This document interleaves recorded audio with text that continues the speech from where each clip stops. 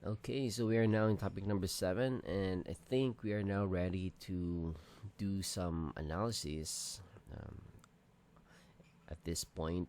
Um, and maybe you have already figured out why we studied or why we spent a lot of weeks about retrieval of properties, and also just the previous topic 6 we also had a detailed discussions about the energy transfers, the various modes of energy transfers.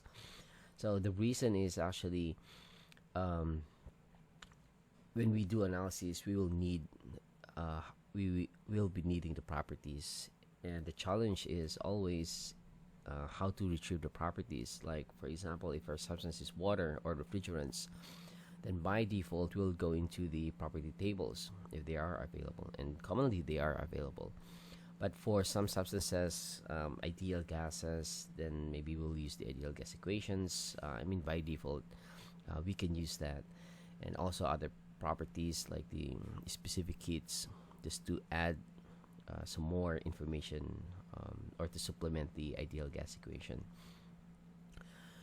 Okay, although there are tables for that, but at least by default we know where to go into, where to look into. So depending upon the substances. Okay, and in topic 6, as I've said, we also had a detailed discussions about the energy transfers, the energy transfer via mass, via work, and via heat. So although I had stressed out also that the thermodynamics deals with the end states only, so which means that it does not, um, something like it does not concern itself how heat is transferred. Is it by radiation, or is it by conduction, or whatever modes? As long as what it knows is that an energy crosses the boundary, or whether it enters or leaves, then there's going to be a change at the end states, the initial and final states. So that's what thermodynamics is all about.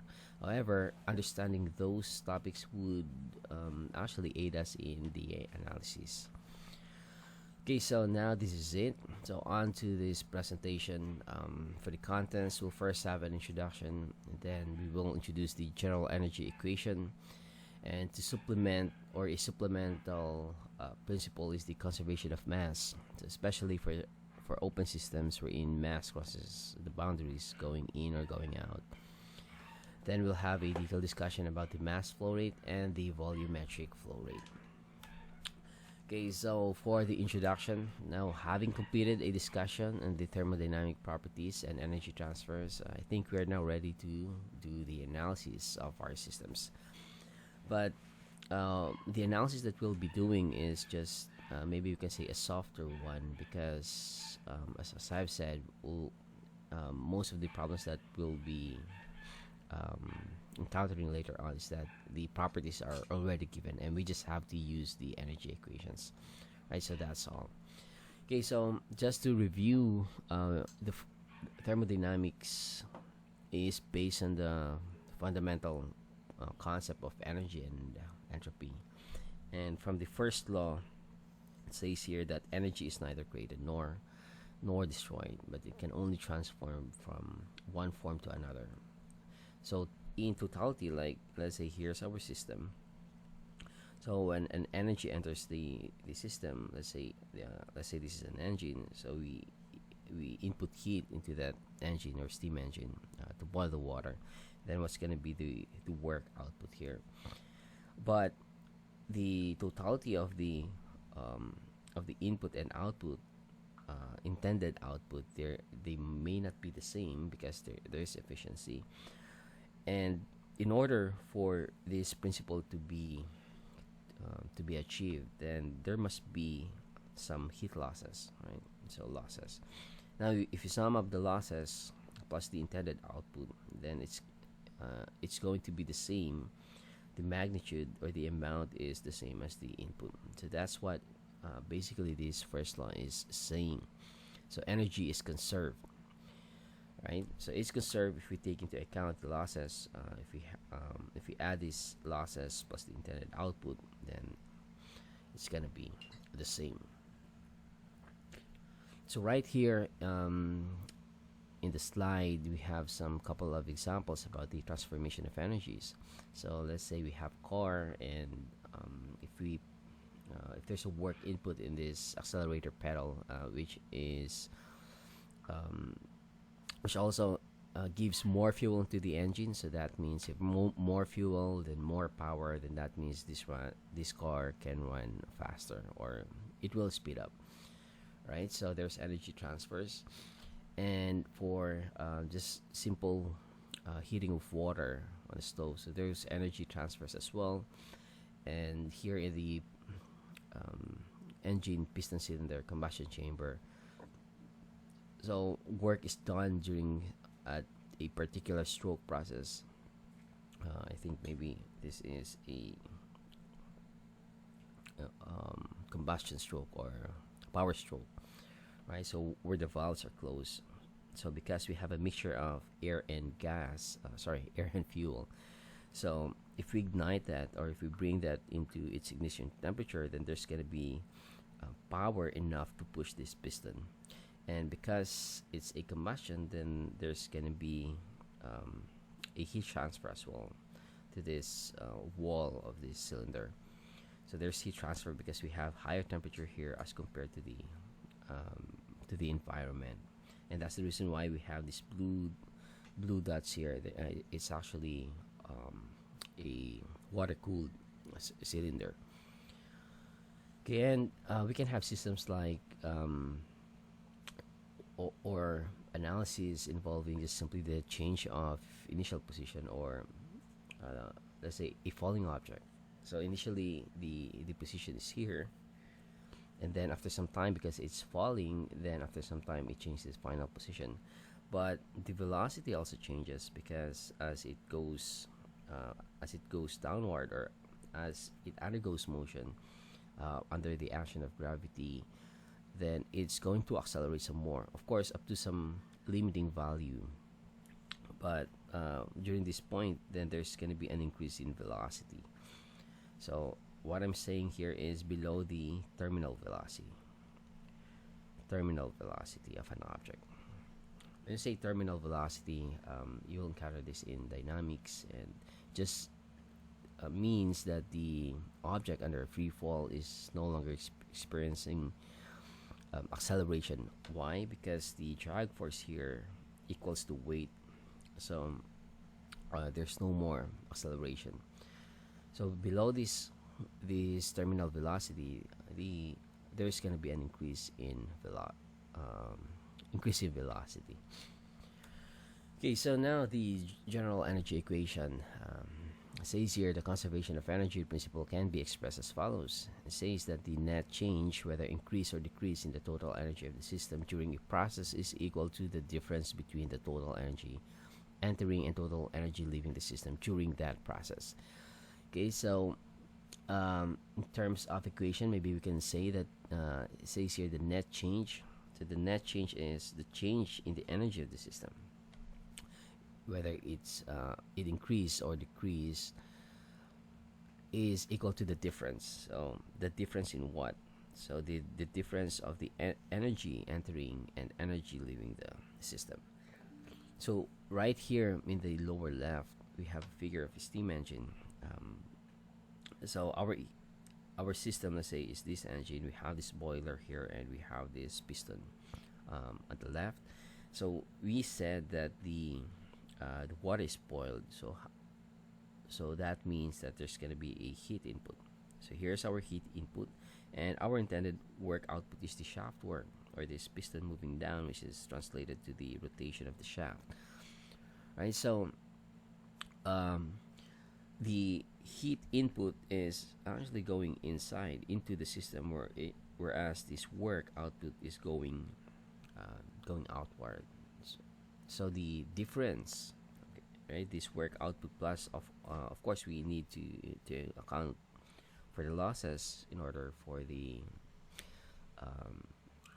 energy to be conserved, or actually it is conserved, and we just need to put it in mathematical terms. So we need to account these losses, right? So energy in minus the energy leaving or energy out, the losses plus the work. Or if we can write, so energy in to Q minus the out, which is the Q plus Q losses plus the work, is equal to the change in the energy of the system. So basically, that's what it is just saying. Now, in terms of equation, we can express the general energy equation in three ways.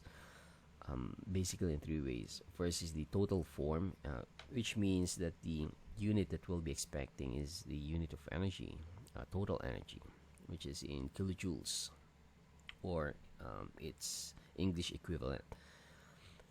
So, if this is the form, then our equation will be expressed in the energy in the summation of the energy input or entering the system minus minus the sum of the energy exiting the system is equal to the change in the energy of the system. Now, in terms of rate form, our unit will be kilojoules per second, so per unit time. So this is actually a power, a unit of power. So kilojoules per second, that equates to kilowatts or horsepower in its in English units. Now, in terms of equation, since it's a rate form, then we just include this dot on top of this symbol. So E dot, that means it's a rate form. Okay, minus this energy out, and we have this delta or derivative of E, which is or we can write this way if we want, or we can use E, maybe E of the system, and we use the dot notation as well. So it's fine, but the concept here is actually this is in rate forms. This is kilojoules per second, and the change in the energy of the system with respect to time is also, or must also, be in kilojoules per second. So don't focus much on the notations, but rather on the concepts. So the derivative and the delta, the difference is that for delta, this is or we are talking about average values, where in the derivative we are talking about instantaneous values. So there are two different things, but practically maybe we are just interested in the average values. So that's it. And then the specific form. So specific form, since energy is a property, then we can divide the properties by its, or we can express the properties per unit mass. So for example, the energy per unit mass is the specific energy, so kilojoules per kilogram. And recall that for specific properties we use a lowercase, so it's just the same concept, energy in minus energy out, or I mean the sum of it, the sum of in, the sum of out is just equal to the change of the energy in the system, right? So now, regarding this, another concept that we'll encounter frequently is the steady state condition. So with regard to this, let's say we'll use these rate forms, but the condition is what we call the steady state. So this term steady state actually means that the properties do not change with time. Okay, so what property? So in thermodynamics, we are interested in the energy. So energy of the system do not change with time. But generally, when say steady state, it applies to any properties. Maybe on fluid mechanics, let's say steady state, then the velocity is not changing with respect to time. Okay, so right here we have three examples here. Although this is not, I mean, we are using mass as an example, but the concept is still the same. So initially, let's say here's our level of water. Okay, so let's say we have a water that's going into this container, and the water that goes out into the container.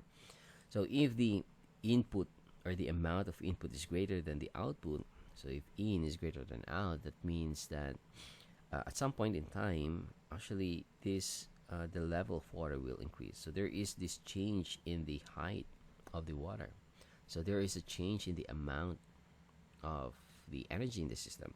If this is our system, so that means that if there's more input of energy than the energy that goes out, then there's going to be an increase in the energy of that system. Okay, so this is not a steady state because there is a change in the amount of energy in the system. Okay, so what will happen if there's more outflow than the inflow?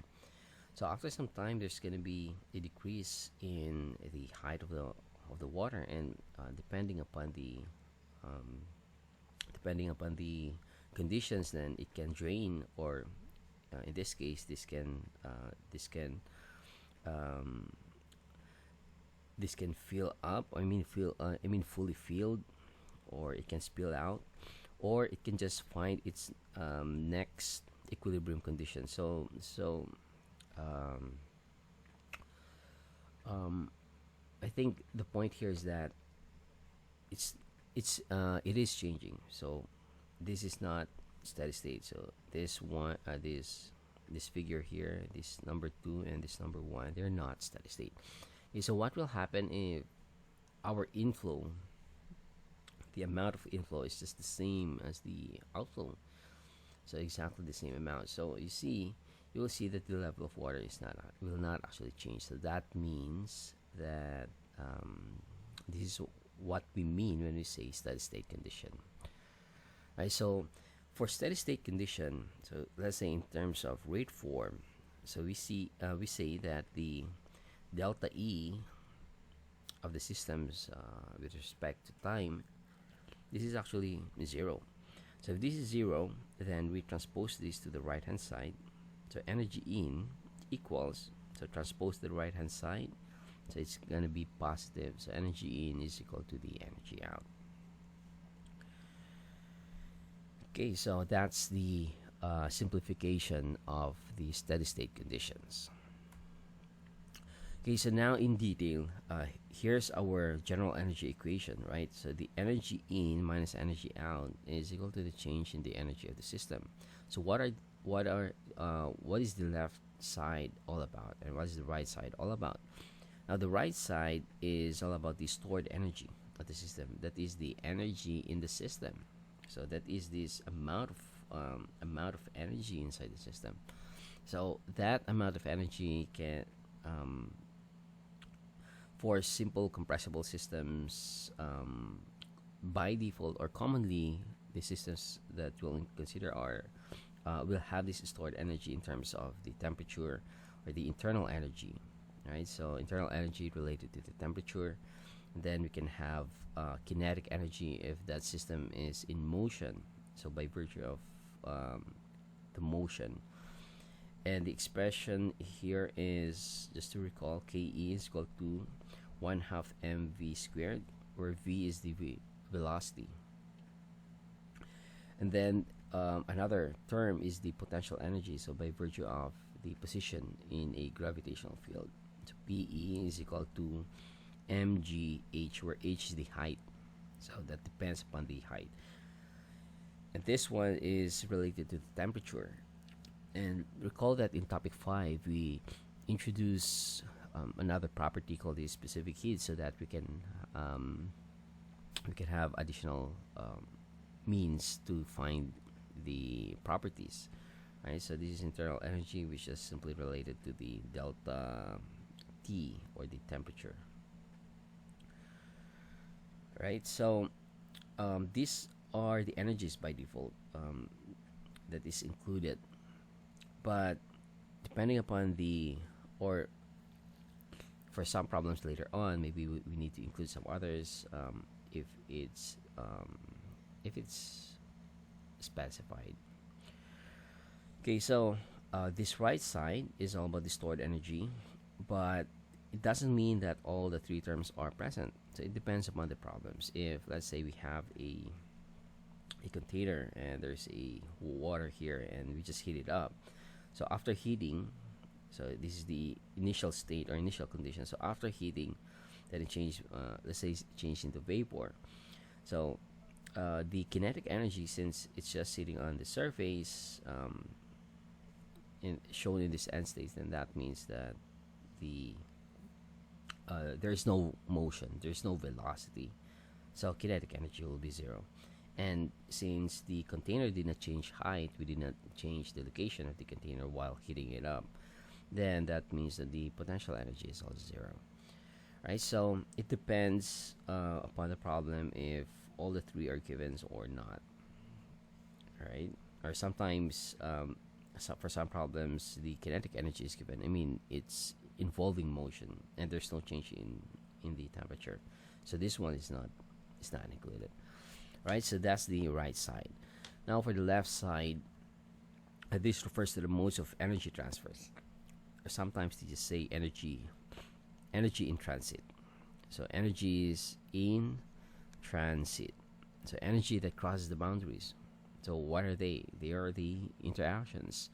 So it could be in terms of heat, work, or mass. Of course, we are thinking about energy transfers via heat, via this temperature difference, or via the work, or via the mass. Okay, so for closed systems, recall that closed systems is defined as a system wherein there's no mass crossing the boundary, no mass is leaving or entering the system. So that means that the only interactions that we have is the Q, or the heat, so it could be plus or minus, and work only. But for open systems, since we have the mass, then that means we have this additional term, which is we use the symbol F for that. So to denote energy via flow. Okay, so that's the F, and recall that the mass also includes energy, right? So as it flows in or flows out, there is energy in the flowing mass. Like for example, this is our container. Let's say this is just water, and then we input a hot water. So of course, if we input hot water here, let's say at 80 degrees C, and the system has only 30 degrees C. If we input hot water, so eventually the temperature of the system will rise. So that's why there's also a set of there's actually a set of terms here, and we discussed this already previously. So H plus KE plus P. So we include this enthalpy. Okay, so I think now let's move on to the sample problems. So for our sample problem, it says here a rigid tank contains a hot fluid that is cooled while being steered by a paddle wheel. Initially, the internal energy of the fluid is 800 kilojoules, and during the process of cooling, the fluid loses 500 kilojoules of heat, and the paddle wheel does 100 kilojoules of work on the fluid. Determine the final internal energy of the fluid and neglect the energy stored in the paddle wheel. Here's the illustration of the problem. We have a container, and inside that container is a fluid. And that fluid is being cooled off, so that means there's no heat source, or there's no heat that's going in. So it's all about heat that's going out of the system, and that's it. The system will be the fluid, right? So we do mixing so that we can have some uniform, maybe uniform fluid, and also can aid off in the cooling process, right? So of course, if we do work, or if we want to do mixing or rotation of the shaft, then that means we need some work input. Okay, so we are asked to find the internal energy of the fluid. Okay, so for the solution, so first step is to draw the analysis. Okay, draw the analysis. So let's say draw the analysis. We have to specify the system. And what is our system? It is the fluid. So it's not just the container, or it's not the container plus the fluid, although it depends upon you, but I think the best one here is the fluid itself. Okay, so if that's our selected system, then we need to draw the boundaries. So I need to see the dotted lines in your homework, if there's homework, and then I also need to see the interactions, energy interactions. So first is, it says that during the process, the fluid loses 500 kilojoules of heat. Loses, that means it's going out. So cooling process, so we have Q here, which is 500 kilojoules of heat, and then the paddle wheel does 100 kilojoules of work. So that means there's an input of energy into the system. Work is 100 kilojoules. Okay, so are there anything else? There's none, but there's also additional information regarding the internal energy of the system or of the fluid. So internal energy initially is 800 kilojoules. So we just write state 1 here, state 1 and state 2, so final and initial state. So what we know so far is 800 kilojoules here, and U2 is what we're looking for. Determine the final internal energy of the fluid. So this is what we're looking for. Now in terms of kinetic energy, so other information. So since no velocity is given, no change in height is given, so therefore delta KE is 0 and delta PE is also 0. Okay, so once we've set up this analysis or this figure here, then the next step is to simply apply the energy equation. Apply the energy equation.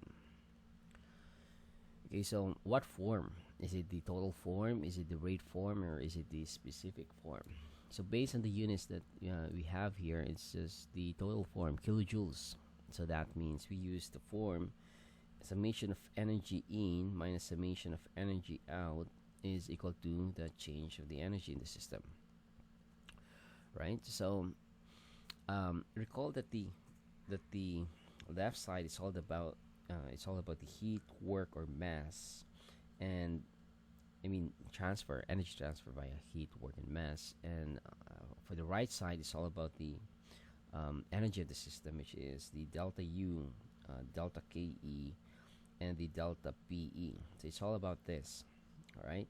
So now let's write the values if we have. So what's the energy that enters the system? It's the work. So work minus energy out. So work minus Q.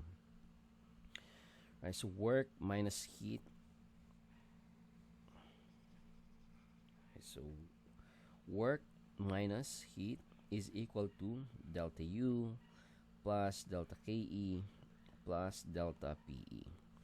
But since this is there's no information about velocity, so we can just say it's a 0. There's no change in kinetic energy or potential energy.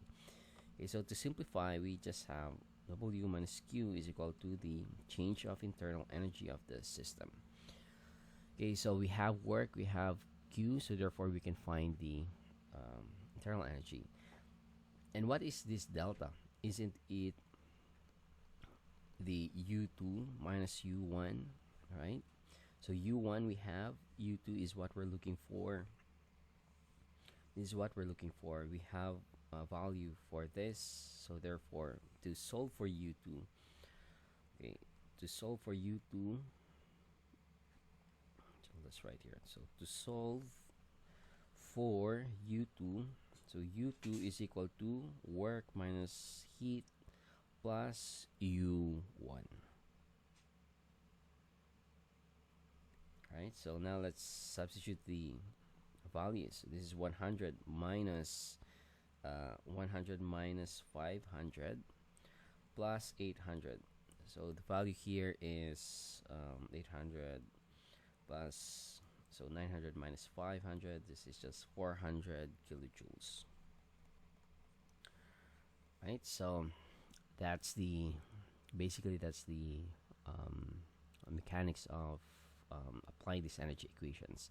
So if you have a problem, um, then first is to draw the analysis. So when I say draw the analysis, specify the system and then specify the boundaries and show the interactions. So what are the interactions? Are there masses involved? Now it's also helpful to say to specify here that the system here is let's say we say it is a closed system. So that means there's no mass crossing the boundaries. So therefore we can expect there's no F term here, the mass term, right? So specify everything. Then also state one properties at state one, initial state, and properties at the final state, and also other informations or assumptions. So you have to write it all here. So once it's all set, then apply the energy equation. So just choose whether it's rate form, total form, or specific form, so whichever is appropriate for the problem. And then if you apply the equations when everything is already available, then you can solve for what we're looking for. Right? So I think that's all for this video. In the next video, we will do some more problems.